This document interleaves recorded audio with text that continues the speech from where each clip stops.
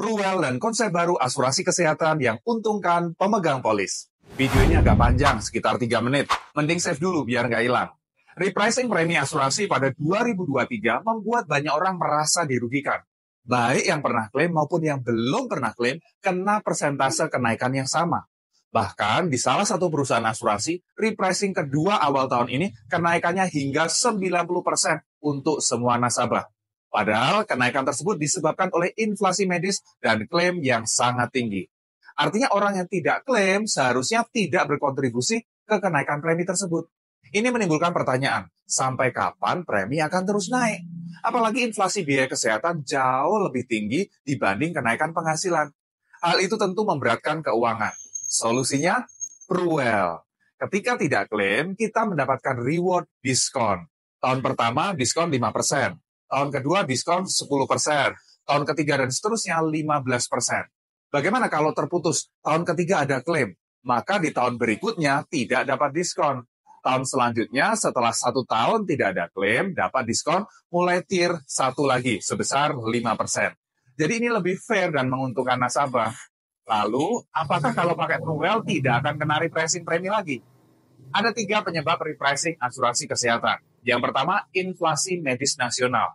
Yang kedua, fraud dari oknum rumah sakit. Misal, memasukkan obat-obatan yang berlebihan, memberi tindakan yang tidak perlu, menaikkan harga jika pakai asuransi, dan lain-lain. Yang ketiga, fraud dari oknum nasabah. Misal, tidak perlu opname, tetapi memaksa opname. Hanya sakit kepala, tapi minta cek seluruh badan.